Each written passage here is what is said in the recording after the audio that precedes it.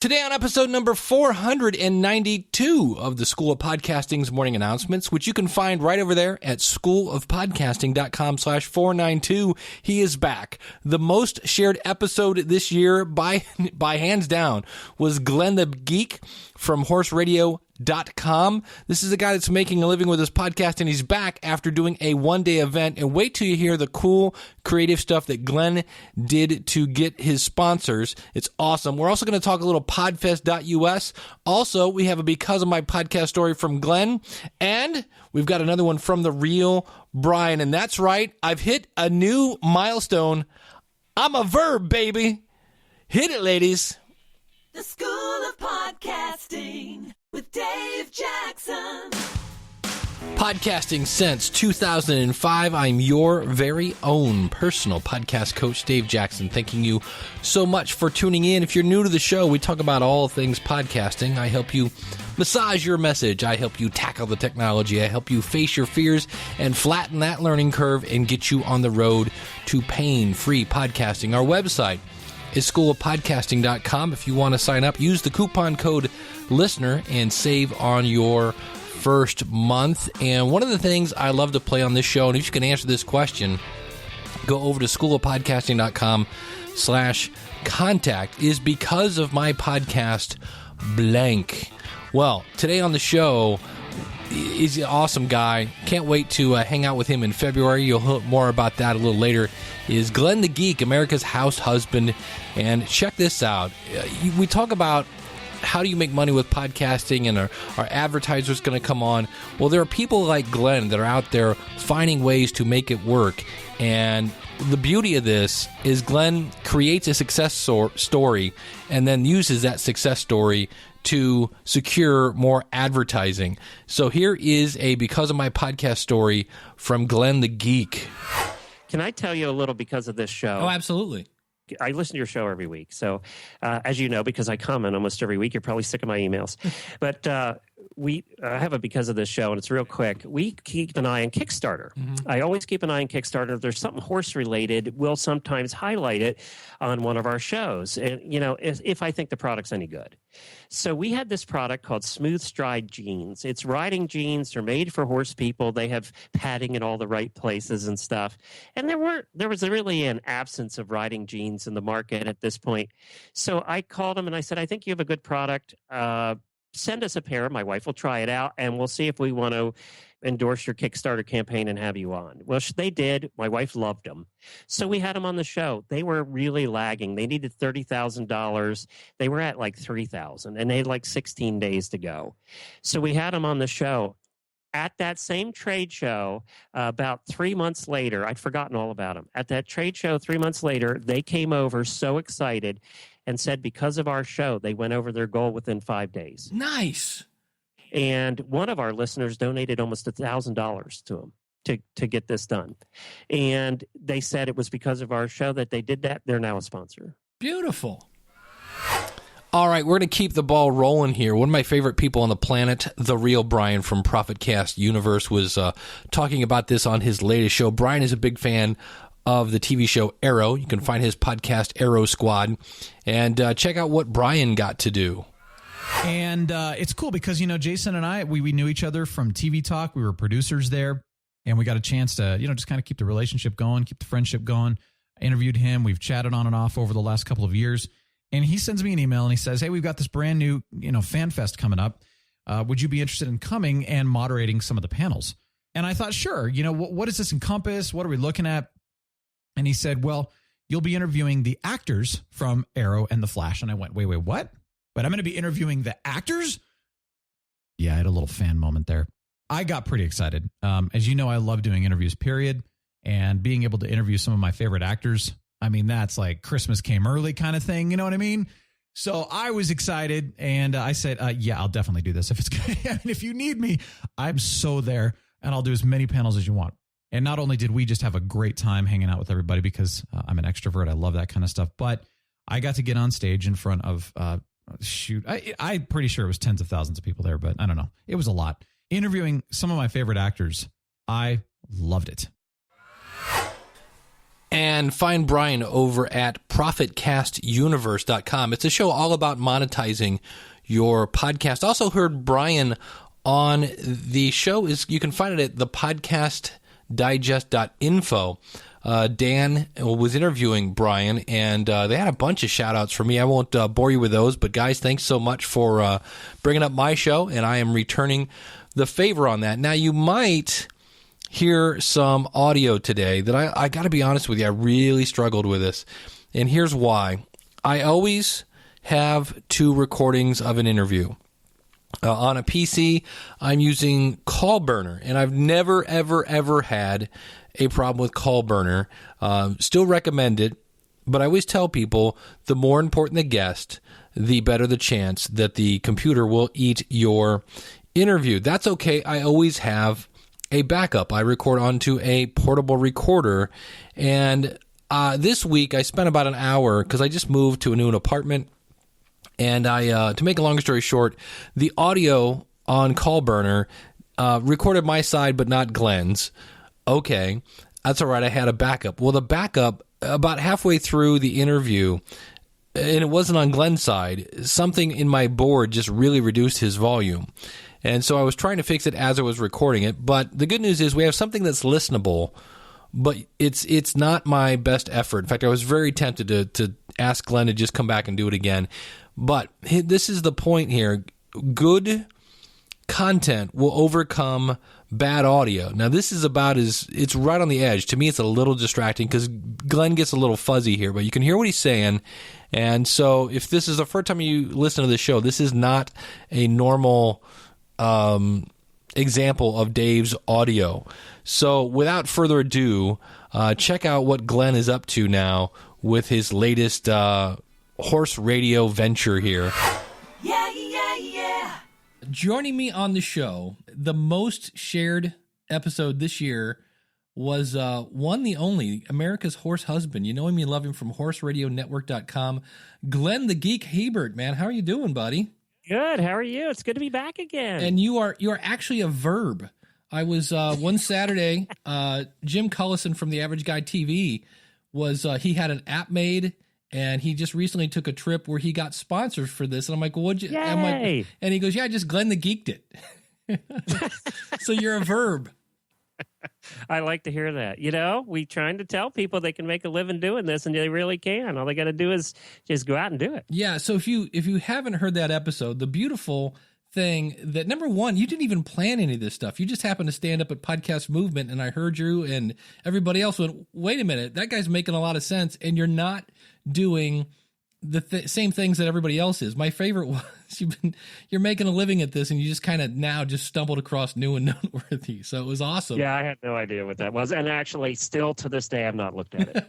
I wouldn't even know where to find it in the iTunes app. I don't know. Well, I wanted to talk to you because you just came up with you did a holiday promotion. Yeah, we did a Horse Radio Network holiday radiothon. About over the summer, I like to be first at stuff in our space. Okay. And, you know, it's not the first time that in podcasting somebody's done a 12-hour live radiothon, but that's never been done in our world, in the horse world. And I said, you know, we have these dedicated listeners who really help us out. We know everybody in the horse world. We've had over 6,000 guests, and we have a lot of sponsors, and I could get more sponsors involved, and I could probably get new sponsors that I've always wanted to get, the bigger ones that have never come on board, would probably do this. And one of the things we've learned with dealing with our sponsors is sponsors that would never look at you for a week-to-week sponsorship, you know, every week in and out, will look at you for a one-off. They will look at one-offs all day long. For some reason, it's a different mental thing with them. So we know if we can get them doing a one-off and it's successful, that they'll come back then and they'll consider doing the long-term sponsorship, the week-to-week sponsorship. And that's been very successful for us. So I'm always looking for one-offs. But most one-offs are an hour, right? They're a usual podcast length. Right. So I knew at the holidays I needed something that was going to be longer, that we could fit more sponsors in, give them more opportunity to get the word out. Then we came up with this idea, well, let's do it Cyber Monday. Forgetting, however, that it's also the busiest day on the internet. But we also knew that people were in a buying mood that day. So for our sponsors, it's the perfect day to do it. So I went to my hosts. We have 20 hosts. So I went to my hosts and I said, I want to do this holiday radiothon. I want to get everybody involved. And I want to be 12 hours live. And they all went, are you nuts? What's wrong with you? And except for one host, and that's Dr. Wendy Ying of the Driving Radio Show, said, great, I'll be there. I'll drive up. She lives a couple hours from us. I'll co-host it with you all day. I'll help you get through it. I'll bring my boyfriend along. He can run for food, and it was, my wife was about ready to kill me because, she said, you have 20 hosts and one producer, me. So, we got her some help during the day so she wouldn't go nuts. And we ended up, I sent you some statistics today, but do you think we should go through some of those? Oh, absolutely. Want to chat about some of the stats? Well, we ended up with 20 hosts that helped out all day long. It was Dr. Wendy and I emceed it throughout the day.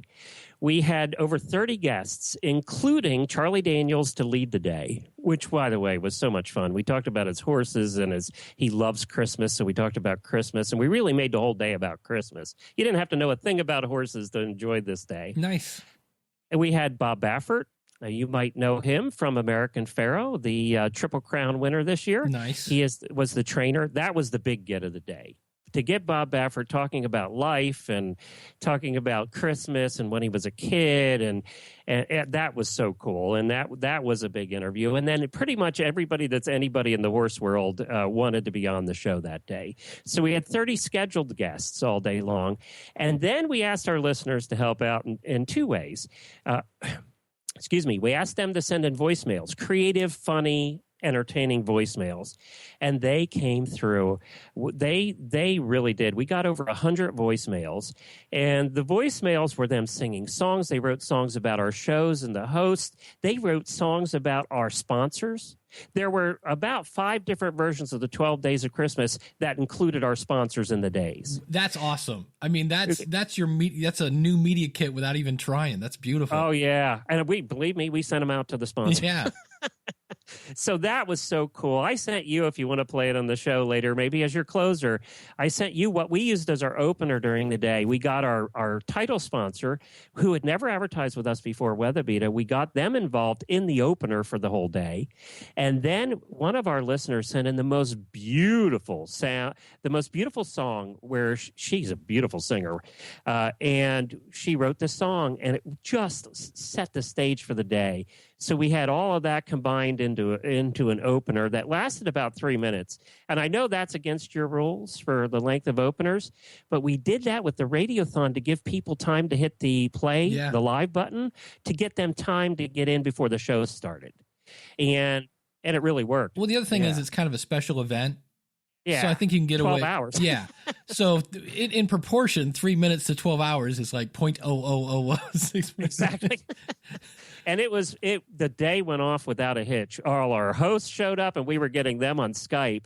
We Skyped them live in. I had them instructed that you're going to be live when I Skype you. Don't say anything. Just be quiet till we bring you in. We had it broken up by hours, and the hours were jam-packed. We had over 200 listeners call that day. Holy cow. We had 10 phone lines through Colin's studio running. My wife was going crazy because she had to call the guests and also get the listeners lined up, who we never got to half of them.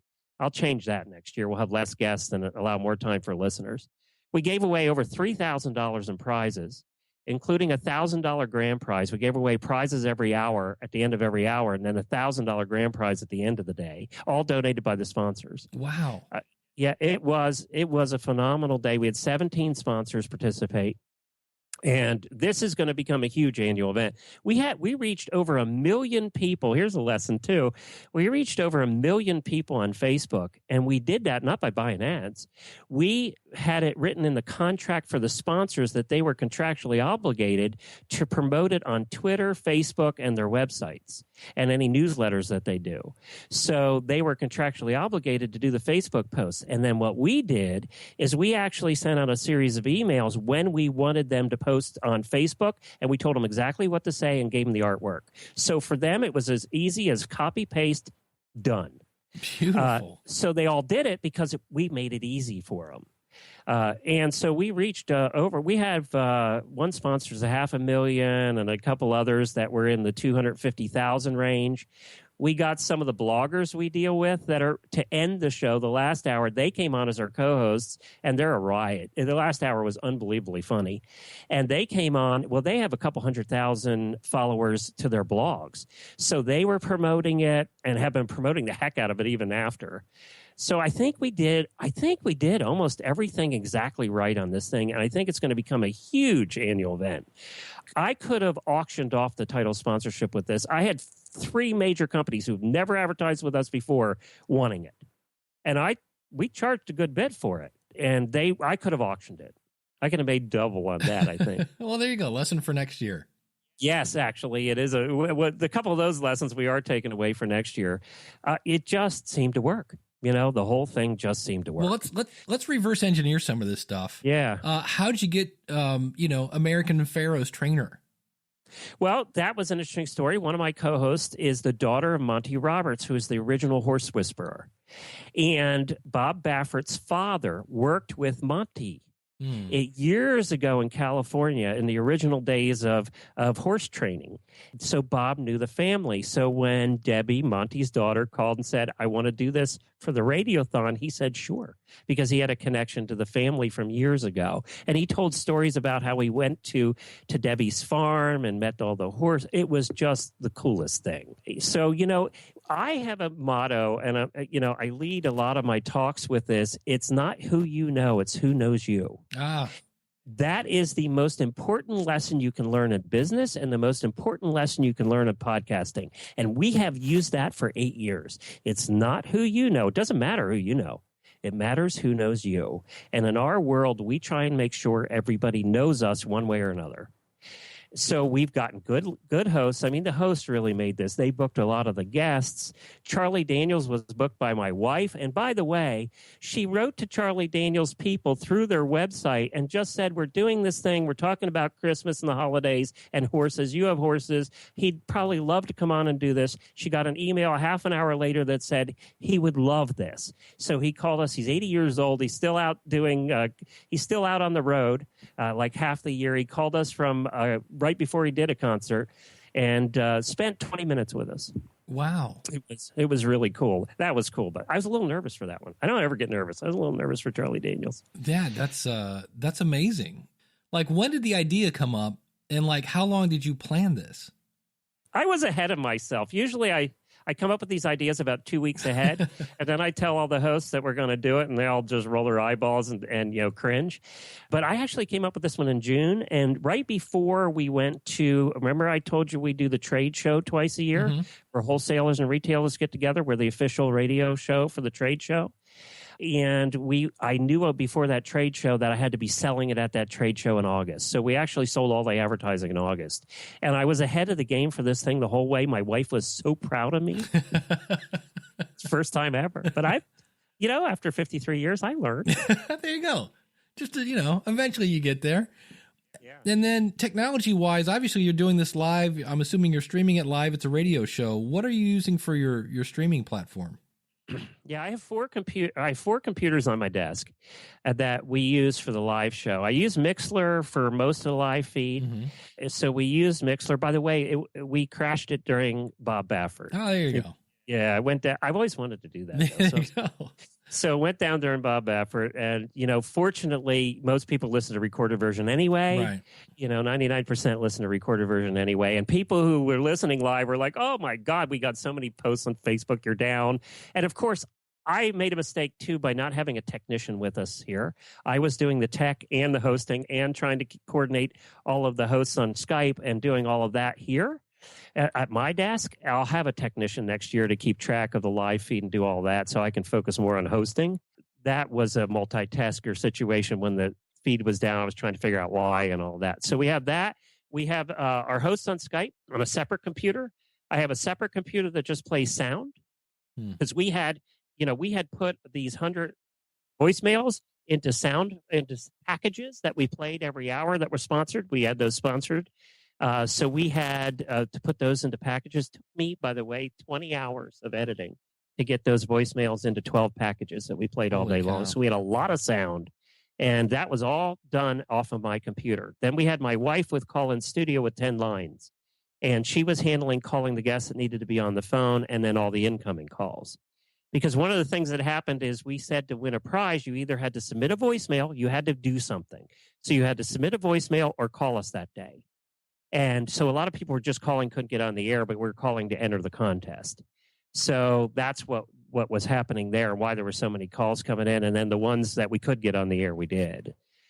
So she was running that end of things. We had my co-host over here was handling all the prize stuff every hour, keeping track of all of that, and also helping co-host or MC the show. And then we had set up all our Facebook posts ahead of time. My wife actually scheduled 100 Facebook posts for the week ahead. Now we have a lot of pages for all our different shows. So and a lot of our sponsors made us administrators for their Facebook page. Wow. So we can post on their Facebook pages and they don't have to worry about it.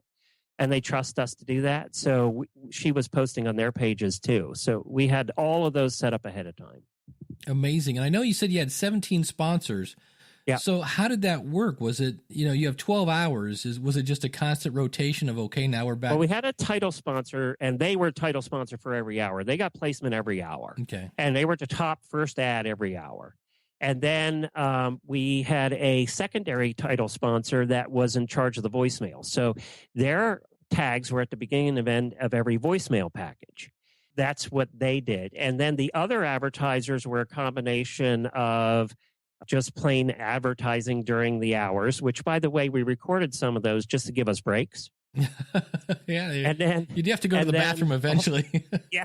And you know what? The voicemail packages ended up being 5-7 minutes.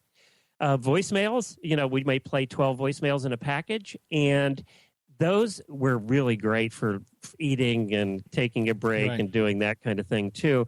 And then, we also did advertisements at the beginning and end of every hour announcing what the prizes were, because the prizes were tied to the sponsors. So that kind of worked because we were describing the prizes.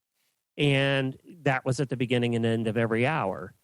So we had the hours broken down to be kind of consistent in what we did every hour. They were just different hosts and different guests, and a lot of them were different audiences coming in and out every hour.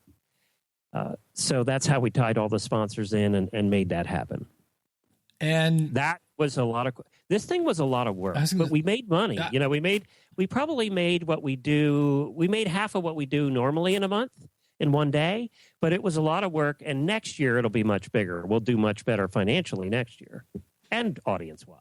Well, and like you said, you've already got lessons that you've learned and things you'll try differently. You'll have a technician, you'll have this and that, and wow. It's one of those times when you have an idea, you're not sure if it's going to work, it should work, and then, you get your sponsors to chime in, and now, has anyone that did like a one-off, are they now like, hey, in 2016... I want to jump on this. Yes. Beautiful. Well, we've heard from several of them that immediately said, "This is the coolest thing." They listened all day at their offices. They had it going all day at their offices. They just loved it. And I think, yes, I definitely we're gonna see. I'll be signing some of them up. We have another one of those trade shows, and I already have appointments set with them in January at the trade show. So we'll be bringing them in next year. But I think important lesson here is don't be afraid to be creative and come up with some one-off ideas, because you can get sponsors for one-offs that you can't for an obligation of 3-6 months, and make them part of the show. Like with our opener, we got an employee from our title sponsor to actually help us with the opener. And they recorded a little bit of the opener with us. Do you want to hear that? I can actually. Sure. Just a little bit of it here. Here's just a little bit.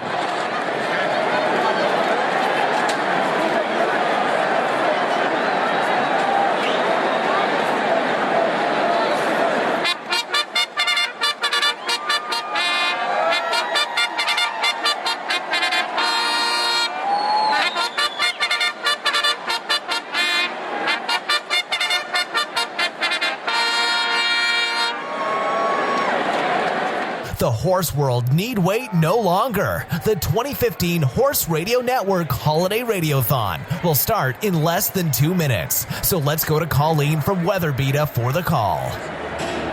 This is Colleen from Weatherbeater. The hosts are saddled up, the prizes are ready, and the holiday voicemails are loaded in the gate. And they're off. So that was an employee of our title sponsor. Nice. Right there. And we got them involved. They recorded that for us. And then here's this is our listener who wrote a song for us. Nice. Listen to her voice. And then she actually incorporates a lot of the hosts into this song, so it was the perfect opening song. And she wrote this herself and just sent it in. She's got a great voice. Yeah, here's the host. Boots and a pony that scoots are the wish of Wendy and Glenn. Nice. Horses that rock and will go for a walk are the wish of Jamie and Jen. So you can see how she got them into all the hosts into the show opener. And to get this straight, you just said, hey, guys, send in your songs, your poems, whatever, your holiday greetings. She just did that. She just did that. And it worked out. We had so many of them all day long that at the beginning of every hour, we were able to play one that kind of related to the hour.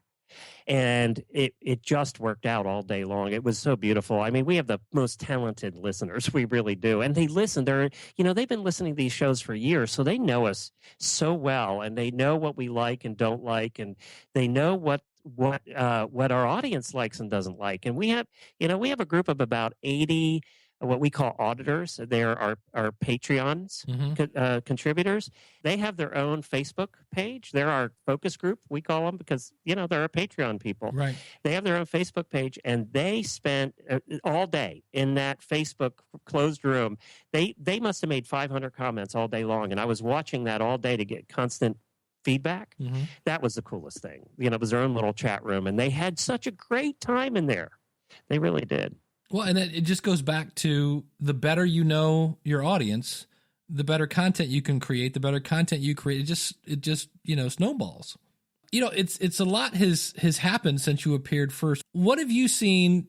I know there are times that you want to just scream at your phone or whatever the heck you're listening on that you see that you're just like, somebody's missing the boat or just, I know originally when I asked you that question, you said, quit being boring. But anything that you've seen any trends that you see coming or just, any insights? I keep an eye on all the Facebook pages. I don't always comment because I don't always agree. And I just don't want to be the guy who's not agreeing all the time on Facebook. But one of the things I see is it's still out there that you have to have huge numbers to sell advertising. And I'm here to tell you that's just crap. You have to have huge numbers to sell advertising to Ford and Chevy. You do not have to have huge numbers to sell advertising to the Kickstarter campaign that you helped get off the ground, who are now looking for an affordable way to advertise their product. You need to go after that middle and small company that's in your market trying to make their way and can't afford full-page ads in the magazine for $4,000 a month. You're their alternative, but you need to go talk to them. Don't hold back. Look how many of your listeners, after last time we had that conversation, got the realization that, yes, I can do this, and went out and did it. Yeah. But you can't go after the Fords and Chevys. We don't have the Fords and Chevys. We have the medium and small size companies who we know are going to be with us for years because we're helping grow their company. And the other thing we should mention, in case you missed the first interview, Glen's not doing CPM. He's not doing. That's crap. Sorry. No, that's all right. I was like, I'm hearing clamors left and right. I know. It's crap. It's crap. You're selling you. They're buying me. And I'm not saying that to be conceited. They're buying me, and they're buying the dream of the Horse Radio Network. Now, we are a player now. We've had almost 4,300 episodes. We've been around 8 years. We're consistent. We never miss a week. We have 32 advertisers. We just went over that last month. First time we went over 30 advertisers in a month that Jennifer built. So, we're real now, but we still don't sell the numbers. We're selling the fact that we work, and we have evidence that we work now. But in the beginning, we didn't have evidence that we worked. We were selling me. We were selling the dream. That's what you're selling as a podcaster is you. You're the host. They're buying you. So you got to believe in you, and you got to convince them to believe in you. Yeah, that's and along the way, you've gotten people now to know, like, and trust you. We always hear that buzz phrase, but it's true. And the fact that now you can prove it, you've got people making jingles about your sponsors. They're writing in songs and poems. It's just, you don't have to say, I think my audience likes me. You just go, here, listen to this. And boy, that's awesome. We had 12 hours of it last Monday, Cyber Monday. That's awesome. Well, let's since we're talking podcasting, let's move on over to it's podfest.us. This is something you're involved with, as am I now. So for those people that have never heard of podfest.us, give us the pull your string and give us the pitch. Well, it's I'm involved with it because I'm just helping them out. I went last year, absolutely loved it. It's 2 days in Tampa in the winter. Who doesn't want to do that? In February 26th and 27th. I went last year. It was really my first involvement in anything podcast related. I've been doing it for 8 years, but it was my first outing, to get involved in the podcast world. And I thought, well, it's close. I'll go to Tampa and spend a couple days. And it's run by the Florida Podcast Association, which anybody knows they're a really good association. And they did a great job. This is really nuts and bolts. This is less rah-rah than you'll see at larger podcast movement and things like that. This is more nuts and bolts, how to do it, how to do your podcast, how to sell advertising, how to get more one-on-one. It's a couple hundred people there, so there's a lot more one-on-one time. And it's just more nuts and bolts. And this year, they really had it for Florida last year. It was for Florida podcasters, and they've opened it up to the whole country this year. And they're getting a lot of interest from around the country because, again, who doesn't want to go to Tampa in when the average temperature is 75 degrees in February? Right. And a lot of people are bringing their families along because there's a lot to do in Tampa, and they're going to have some activities set up in Tampa. So they're doing it. Thursday is a new podcaster day. They can come in, and it's really meant for brand new podcasters who don't have one out yet. And then Friday and Saturday are geared toward people who have had podcasts out and who really want to improve them. And I'm welcoming everybody to Florida in the opening keynote. So I get to do that. I'm very excited about doing that. But I'll tell you what I'm most excited about is hanging out with you for a couple days because you're coming down. Oh, yeah. You're going to do a session or two, but we're doing a fun thing that is kind of my idea again. But I wanted to do this. I've been wanting to do this at a trade show forever, at a podcast event, and we're doing what's called the Podcasters Repair Shop. Nice. So it's going to be you, me, Danny Pena, maybe Jeff Brown, Katie Kermitsos. We're all going to be in the repair shop. Yes, we're going to be in our coveralls, and we're going to bring podcasters up and sit them on the repair shop couch, and we're going to help them fix their shows. So whatever their issue is, it's going to be 3 or 4 of us up there, the mechanics, and we're going to delve into whatever their issue is, spend a little bit of time with each one. So it's going to be in an hour. Maybe we'll get to 3 or 4. But we're really going to delve into the problems they're having and how we can help them fix it. And I'm calling it the Podcasters Repair Shop because we're really going to play a mechanic in that session. But that's something you do all the time, and I ended up doing a lot at Podcast Movement and in the halls. And I just think we're going to have fun with it. And I think that people will learn a lot from that. Yeah, absolutely. I love that kind of stuff where especially the people that are, launching the podcast, they're so deep into the podcast that they can't see, here's a little thing they might want to try that could, end up being huge. And sometimes you need that outside perspective. I'm excited to do that. That'll be fun. And we got other great people coming in. Kate Erickson of Entrepreneur on Fire. Nice. Justin Crossley of the Brewing Network. And if you've never met Justin, he's a trip. Biz Chicks podcast, Natalie Ekdahl is going to be here. Liz Covert of Ben Franklin's World, Katie Kermitsos of Biz Women Rock, Danny Pena of Gamer Tag Radio. He's a lot of fun. I love Danny, man. I'm when I saw him at Podcast Movement, it's like I heard him on somebody else's show, and I'm like, oh, he's on the list of, I got to interview that guy, because we had like the best conversation in the bar at Podcast Movement. We're like, oh, we need to do this with a tape recorder next time. So I definitely got to get that guy on the show. He's awesome. And then we have Jeff Brown, Read the Lead. Nice. Is going to be there as well. And one of the things, too, if you're a more advanced podcaster, come to this. I was there after doing it for 8 years, for 4,000 episodes, and I still learn stuff. And we're doing a special session. We have a special room set up that and this is my idea too, because I really wanted this to happen. We're going to do a special session for advanced podcasters where we just go in a room and compare notes. So people that have been doing it for years, like you and I, if you're an advanced podcaster that's been doing it for years, then you'll be able to come in and we'll all be able to sit down together and have a really good brainstorming session. So I'm looking forward to that as well. Awesome. And what are the dates on this again? Okay, it's February 26th and 27th, and they gave me a coupon code, too, for your listeners. It's Early Bird, all one word, Early Bird. If they go to podfest.us and sign up before the end of the year, they can get it for $100 off at $199. That's pretty cheap.